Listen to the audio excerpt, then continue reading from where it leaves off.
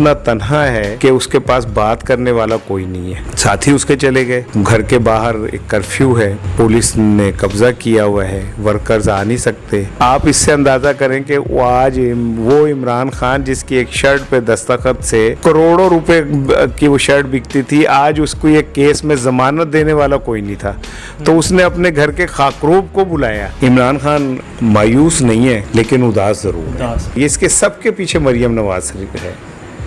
ये मरियम नवाज की नफरत है जो नज़र आ रही है। सहाफ़ियों के खिलाफ जो मरियम के दिल में बुग़्ज़ है वो साफ नज़र आता है। इमरान खान की सबसे बड़ी खूबी यह है कि जितना मर्जी प्रेशर हो वो अपने असाब टूटने नहीं देता। ठीक है, ये जो रोके आप पार्टी छोड़ी है ना, ये आंसू पाकिस्तान की तारीख से आप मिटा नहीं सकेंगे। ये आंसू पाकिस्तान की तारीख पे हमेशा जिंदा रहेंगे। उन्होंने अपने जाने वालों के लिए बुरा को ही नहीं कहा। अब मैं वापसी करूंगा, जल्द सरप्राइज दूंगा और विदन वीक्स मैं आपको सरप्राइज। देखो आइसोलेशन की तो हद यहाँ तक हो गई है कि खान साहब को ज़मानत देने वाला कोई नहीं मिल रहा और सीपर को उन्हें बुलाना पड़ रहा है। बीबी शहीद ने कहा कि ये जो चमक है, ये उन्होंने लफ्ज़ इस्तेमाल किया था कि ये नवाज शरीफ के लिए अदालतों की जो चमक है, मैं समझती हूँ कि ये कहाँ से आती है। ये जो ट्रैप इन्होंने पीटीआई के लिए बनाया है ना, ये इनके गले में पड़ेगा। ये याद रखिएगा, ये रिपीट करके चलाइएगा कि सारा ने कहा था कि ये सब फौजी अदालतों में पेश होंगे, इन सब को एक ट्रायल से गुजरना पड़ेगा, इन सब को इन्हीं हालात से गुजरना पड़ेगा और इनको के साथ जो होगी वो कोई सोच भी नहीं सकता। देखो एक बात तो ये है कि इमरान खान साहब जो हैं वो इंसान है और इंसान जितना मर्जी ताकतवर हो वो बहरहाल इंसान होता है। तो कल की मुलाकात में मैंने तो लोग उनसे सवाल कर रहे थे और मेरा इंटरेस्ट जो है वो सवाल नहीं था, वो सिर्फ बॉडी लैंग्वेज था उनकी कि वो क्या है। बिल्कुल सही। तो कल खान साहब एक उदास इंसान लग रहे थे और उनकी आंखों में उदासी थी, उनके चेहरे पे उदासी थी, तफक्कुर था और ये एक नेचुरल बात है। जिस तरह इमरान खान के ख़िलाफ़ पूरी रियासत हो गई, सियासतदान, इस्टेब्लिशमेंट, मौलवी, पुलिस, ब्यूरोक्रेसी, यही होते ना रियासत, तो वो तो सारी इमरान खान के ख़िलाफ़ खड़ी है। पुलिस जिस तरह लोगों को घरों में जाके घुस के उठा रही है, इस तरह तो मार्शल में भी नहीं हुआ, इस तरह तो दुनिया के उन ममालिक में भी नहीं हुआ जहाँ पे इंसानी हकूक़ है ही नहीं। तो फिर उसके बाद इस्टेब्लिशमेंट का रवैया जो है वो स्ट्रेट अवे जानिबदाराना है और फिर उसके बाद ये कि ब्यूरोक्रेसी उनके साथ नहीं है और फिर उसके बाद उनके साथियों को जिस तरह पीटीआई छुड़वाई जा रही है। अब मैं आपको एक छोटी सी उसकी मिसाल देता हूँ।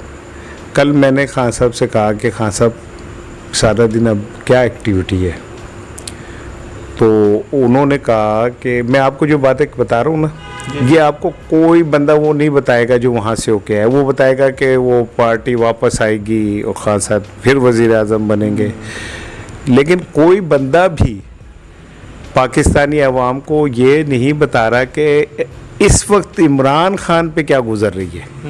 बिल्कुल ठीक है ना, इमरान खान किस फेज से गुजर रहा है। तो मैंने जब कहा तो मुझे कहते हंस के कहा इमरान खान ने कि आजकल मैं अपने आप से बातें करता हूँ। अच्छा। अब इस जुमले के अंदर इतनी ज़्यादा एक तल्ख हकीकत है कि वो शख्स जिसके घर के बाहर और अंदर तिल धरने की जगह नहीं होती थी, आज वो इतना तन्हा है कि उसके पास बात करने वाला कोई नहीं है। साथी उसके चले गए, घर के बाहर एक कर्फ्यू है, पुलिस ने कब्ज़ा किया हुआ है, वर्कर्स आ नहीं सकते, खौफ की वजह से नहीं। वर्कर ये नहीं कि वो आना नहीं चाहते, आप जो भी आएगा जिसे मर्जी उठा लें, वो क्या कर लेंगे आप। 10 से 15 हज़ार लोग उठा लिए गए हैं, ना उनकी अदालतें सुनवाई कर रही हैं, ना कोई कर रहा है। तो ऐसे में अभी मुझे आके पुलिस पकड़ के ले जाए इमरान रियाज की तरह या औरिया मकबूल जान की तरह, तो मैं क्या कर लूँगा? तो इन हालात में इमरान खान का स्टैंड लेना और फिर इस कर्ब से गुज़रना कि उसका साथी उसके पास कोई नहीं है, और उनको आप इससे अंदाज़ा करें कि वो आज वो इमरान खान जिसकी एक शर्ट पे दस्तखत से करोड़ों रुपए की वो शर्ट बिकती थी, आज उसको ये केस में ज़मानत देने वाला कोई नहीं था। तो उसने अपने घर के खाकरूब को बुलाया, तो अदालत ने कहा कि ये खाकरूब भाग जाएगा तो मैं क्या करूँगा? तो अदालत ने जब ये कहा खाकरूब भाग जाएगा तो मैं हम क्या करेंगे? तो मैं अगर होता तो मैं कहता कि एक वज़ीर आज़म साबिक जिसको 17 साल की कैद हुई थी, वो 50 रुपये के स्टाम्प पे भाग गया, तो आपने क्या कर लिया? क्या आपने आज तक उसके भाई को पूछा? सही। क्या तुम अपने किसी अजीज़ को 50 रुपये के स्टाम्प पे बाहर भेज सकते हो? क्या मैं भेज सकता हूँ? तो ये सिस्टम जो है, क्या ये ताकतवरों का सिस्टम है? क्या ये सिस्टम जो है ये नवाज शरीफ और उसकी फैमिली के लिए सिस्टम बना है? बहरहाल इमरान खान मायूस नहीं है, लेकिन उदास ज़रूर है। तो अगर कोई चिड़ी खान के कंधे पे से ऊपर से गुजर जाए तो उसे पकड़ लेते हैं। तो अब सुना है कि यूट्यूबर्स के खिलाफ भी एक ऑपरेशन क्लीन अप होने जा रहा है, और यूट्यूबर्स को भी पकड़ा जाएगा, सोशल मीडिया पे, डिजिटल मीडिया पे काम करने वाले भी। और सुना है कि एक लिस्ट विस्ट बन गई है। तो अगर इस मुल्क के अंदर इसी तरह आपने सहाफ़ियों को उठाना है और लिस्टें बनानी है और अपने मुखालिफ भाई, इसके सब के पीछे मरीम नवाज है। ये मरीम नवाज की नफ़रत है जो नज़र आ रही है। सहाफ़ियों के ख़िलाफ़ जो मरीम के दिल में बुग़्ज़ है वो साफ नज़र आता है। तो कितने लोग उठा लेंगे? कितने लोगों को आप मार मार के तायब कर लेंगे? कितने लोगों को आप ज़बानबंदी कर लेंगे, डरा देंगे, उनकी वीडियोस दिखा के, उनकी चीज़ें दिखा के? कब तक कर लेंगे? सदा राज तो किसी का भी नहीं रहा, और हिस्ट्री बड़ी जालिम होती है। फिर हिस्ट्री ये लिखती है कि हुसैन है और यजीद था, तो ये चलता रहता है। बहरहाल ये कि इमरान खान को जितना मैं जानता हूँ, इमरान खान की सबसे बड़ी खूबी यह है कि जितना मर्ज़ी प्रेशर हो वो अपने असाब टूटने नहीं देता। ठीक है। तो अगर नवाज शरीफ मुल्क से बाहर जाके और इस्टेब्लिशमेंट से जोड़ तोड़ करके वापस आ सकता है, तो इस मुल्क में कुछ भी हो सकता है। तो इमरान खान भी वापसी कर सकता है। कारकुनों का ना होना भी और साथियों का छोड़ जाना भी, क्योंकि उन्हें इस बात का पता कि जो उन्हें छोड़ के जा रहे हैं वो इमरान खान के पॉलिसियों से नफ़रत की वजह से नहीं छोड़े, वो उनके बहुत सारे और मसाइल हैं, और कुछ तो मजबूरियां रही होंगी। यूं कोई बेवफा नहीं होता। बात याद रखिएगा कि ये जो रोके आप पार्टी छोड़ी है ना, ये आंसू पाकिस्तान की तारीख से आप मिटा नहीं सकेंगे। ये आंसू पाकिस्तान की तारीख पे हमेशा ज़िंदा रहेंगे। और अगर आप अब इस वक्त ये समझते हैं कि आप इस तरह करके इमरान खान को तन्हा कर सकते हैं, तो मैं नहीं चाहता मुझ पे कोई फतवा लगे, कोई मौलवी जो है फतवा लगाए। लेकिन माजी में भी इस तरह होता रहा है। माजी में भी इसी तरह लोग जो थे, जो हक के ऊपर चलने वाले थे, इसी तरह इन्हीं तकलीफ़ों से गुज़रते रहे। तो इमरान खान ज़ाहिर है अपने दोस्तों के जाने से उदास हैं। उन्होंने कहा कि शीरी मज़ारी का जाने का मुझे बड़ा दुख है, और बाकी लोगों के लिए किसी के लिए उन्होंने बुरा लफ्ज़ नहीं कहा।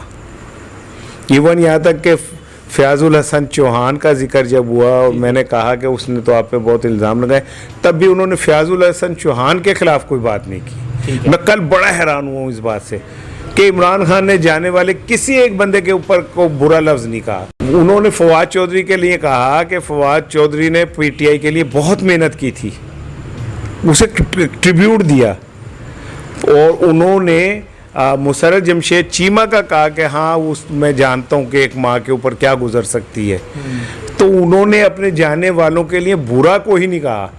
ये बड़ी मैं समझता हूँ कि कल की मेरे लिए बड़ी पॉजिटिव बात थी कि हाँ अभी भी इखलाकी तौर पे उस जगह खड़ा है जहाँ बंदा वो सुना है उसको मोहब्बत दुआएं देती है, जो दिल पे चोट तो खाए मगर गिला ना करे। उसने गिला नहीं किया किसी का भी। तो मैं समझता हूँ कि इमरान खान ने हाँ एक बात ज़रूर की, उन्होंने कहा कि अब मैं वापसी करूँगा, जल्द सरप्राइज़ दूंगा और विदन वीक्स मैं आपको सरप्राइज़ दूंगा। देखो आइसोलेशन की तो हद यहाँ तक हो गई है कि खान साहब को ज़मानत देने वाला कोई नहीं मिल रहा और सीपर को उन्हें बुलाना पड़ रहा है। आप किसी शख्स के असाब को किस सतह तक तोड़ सकते हैं? एक शख्स जिसे पता पूरी आवाम मेरे साथ है और वो एक शख्स जिसे पता है कि मेरे साथ वो नहीं है जिन्होंने इस मुल्क के तकदीर के फ़ैसले करने होते हैं, तो फिर भी अगर खड़ा हुआ है और वो डटा हुआ है तो ये बड़ी बात है। देखें श्रीलंका ने डिफ़ॉल्ट किया है, लेकिन हैरत अंगेज़ तौर पे जो उसकी करेंसी है वो उतनी नहीं गिरी जितनी पाकिस्तान की बगैर डिफ़ॉल्ट किए गिर गई है। वो इसलिए नहीं गिरी कि वहाँ के जो हुक्मरान हैं वो गिरे हुए नहीं हैं।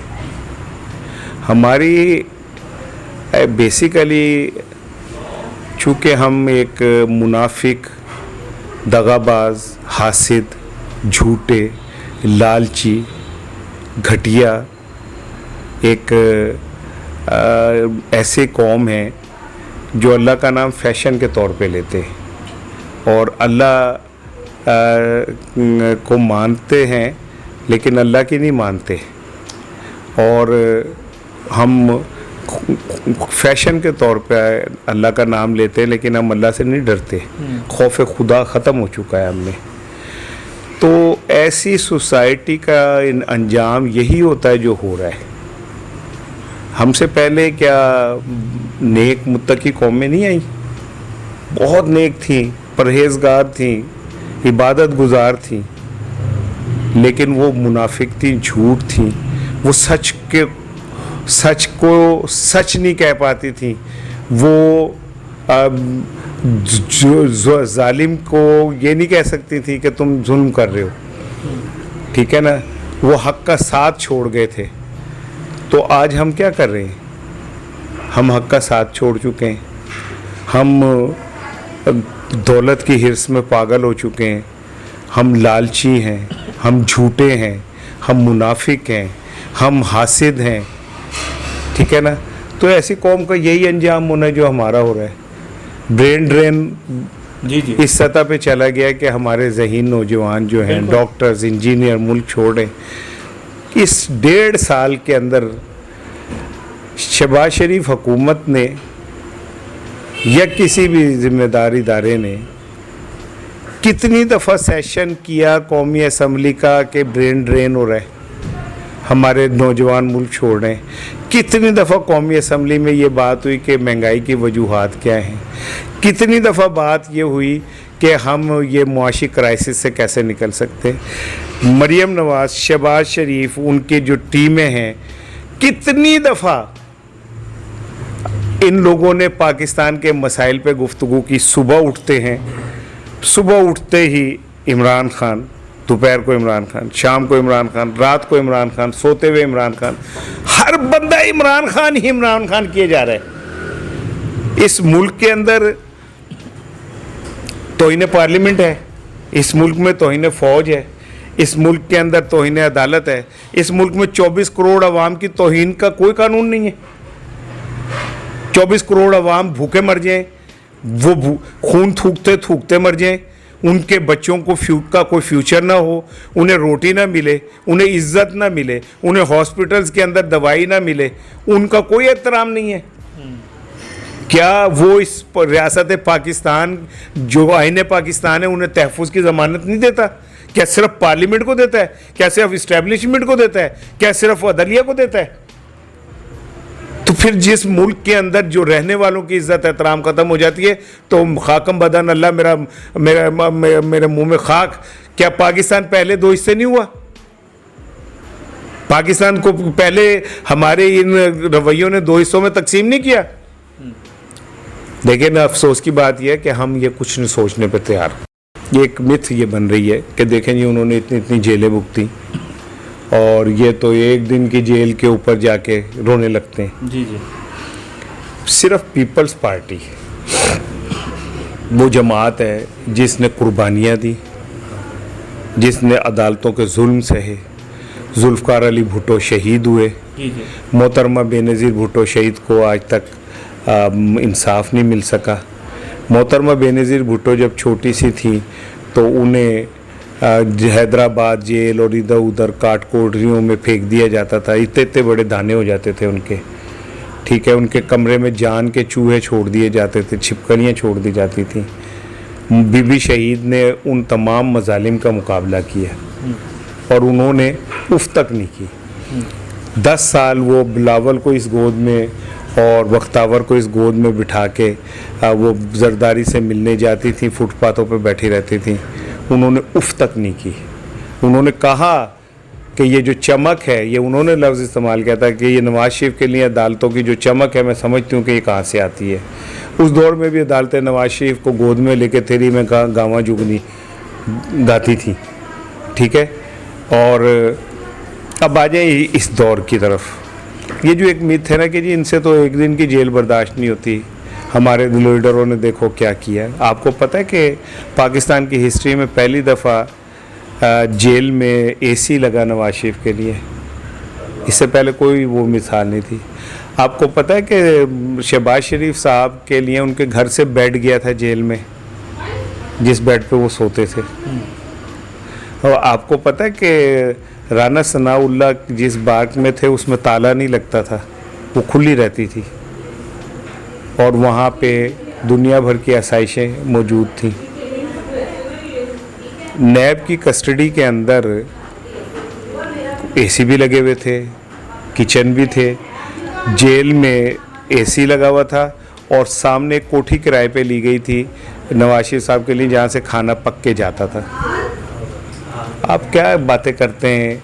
लेकिन ये मरियम ने जेल काटी और हामिद मीर साहब कह रहे थे कि राना सनाउल्लाह के वो सेल में चीनी फेंक दी जाती थी ताकि चींटियां और वो सो नहीं सकते थे। ये यार हो सकता है ये सारा कुछ भी होता हो। मैंने तो वो बातें की है जो फैक्ट्स पे हैं, जिनकी तरदीद नहीं हो सकती, ठीक है। फिर क्या उनके दौर में ये हुआ था कि अदालतें 5-5 दफ़ा उनकी ज़मानत लें और आप 5-5 दफ़ा ज़मानत के बावजूद अडयाला जेल में डाल दें, ठीक है। क्या उनके दौर में ये हुआ था कि माएँ रोते हुए कहें कि मेरे बच्चों का मुझे नहीं पता चल रहा इसलिए मैं पीटीआई छोड़ रही हूँ। क्या उनके दौर में किसी माँ ने ये कहा था, 70 साल माँ ने जिसे 4 दफ़ा जेल में डाला गया हो, कि मुझे मेरी बेटी की वीडियो दिखाई गई। क्या वीडियो दिखाई गई थी, ठीक है। क्या उनके दौर में भी ये हुआ था कि मुसर्रत जमशेद कह के मेरा बेटा बीमार रहता है, मलिका कहे मेरा बेटा बीमार रहता है। क्या उनके दौर में भी पार्टी छोड़ने के लिए इस तरह के प्रेशर डाले गए थे? क्या उनके दौर में भी पार्टी छोड़ने वालों ने इस तरह ही आंसू बहाए थे, तकलीफ़ का इजहार किया था? क्या करते हैं बस ये पाकिस्तान का अल्लाह हाफिज़ है। मुझे बड़ी मायूसी है, मैं तो बस ये कह सकता हूँ। और मेरी बात ये याद रखिएगा, ये रिकॉर्ड करके रखिएगा कि ये जो ट्रैप इन्होंने पीटीआई के लिए बनाया है ना, ये इनके गले में पड़ेगा। ये याद रखिएगा, ये रिपीट करके चलाइएगा कि सारा ने कहा था कि ये सब फौजी अदालतों में पेश होंगे, इन सब को एक ट्रायल से गुजरना पड़ेगा, इन सब को इन्हीं हालात से गुजरना पड़ेगा और इनको के साथ जो होगी वो कोई सोच भी नहीं सकता। और इमरान के साथ जो भी हो, इमरान खान एक हिस्ट्री बना चुका है। अगर ये उसे मार देंगे तो इमरान खान का मकबरा जुल्फ़कार अली भुट्टो के मकबरे से बड़ा होगा। पाकिस्तान ना अनहोनियों का मुल्क है, ठीक है। यहाँ पे वो हो जाता है जो कोई सोच भी नहीं सकता। मिसाल के तौर पे एक बंदा 4 साल पहले जब अदालतों को मतलूब हुआ तो वो वज़ीर आज़म के तैयारे पे बैठ के मुल्क से भाग गया। 4 साल वो इश्तहारी रहा। 4 साल बाद वही बंदा वज़ीर आज़म के तैयारे में बैठ के पाकिस्तान आया और वज़ीर ख़जाना हो गया। आपने कभी ऐसा सोचा है? आपने कभी ऐसा सुना है कि एक बंदे पे अदालत में पेश हुआ कि जी आप पे फ़र्द जुर्म लग रही है $16 अरब की मनी लॉन्ड्रिंग की, 16 अरब रुपए की, तो जज कहता है ये मुझसे पढ़ा नहीं जा रहा, ये क्या लिखा हुआ है? ਉਹ ਪੰਜਾਬੀ ਕਹਿੰਦੇ ਕੁੱਕਰੇ ਪੈ ਗਏ ਉਹਦੀ ਅੱਖਾਂ 'ਚ ਨਾ ਤੇ ਕਹਿੰਦਾ ਮੈਨੂੰ ਤਾਂ ਪੜਿਆ ਨਹੀਂ ਜਾ ਰਿਹਾ। चल एक अगली समात पे देखते हैं, फर्द जुर्म नहीं लगी। अगली समात पे जैसे सब आए उन्होंने कहा जी वो सही वाली फोटोस्टेट निकाली, हालांकि जब आपसे फोटोस्टेट नहीं पढ़ी जा रही थी आप कहते दूसरी ले। अब तो फोटोस्टेट रही नहीं, अब तो स्कैन कॉपी होती है, ठीक है ना। तो उन्होंने कहा जी किधर है, उन्होंने कहा जी वो तो वजीर आजम बन गए। तो जैसे साहब ने खड़े होकर कहा साढ़ा सलाम है उन्होंने। तो पाकिस्तान में, दुनिया में कहीं ऐसा हो सकता है? जो ये 24 करोड़ लोग मर रहे हैं भूखे नंगे, इनके लिए किसी ने कहा है कि इनको कुछ हो गया तो क्या होगा? तो ये अनोनियों का मुल्क है। मेरा यकीन है कि इमरान खान वापसी करेगा और बड़ी तगड़ी वापसी करेगा। वो जो असाद रफीक ने कहा था ये हमें जिंदा गाड़ देगा, ये वही खौफ है जिसकी वजह से ये सब एक जगह इकट्ठे हो गए। सबको ये लगता है कि इमरान खान आया तो वो हमें जिंदा गाड़ देगा, ये खौफ है। मैंने तो खान साहब से कहा था ये खौफ ख़त्म कर दें ताकि आपके लिए आसानियाँ पैदा हो जाए। लेकिन वो कहता है कि वो जो ट्रक पे लिखा था कि जिंदा का सोने खाते आप बड़ा जिद्दी।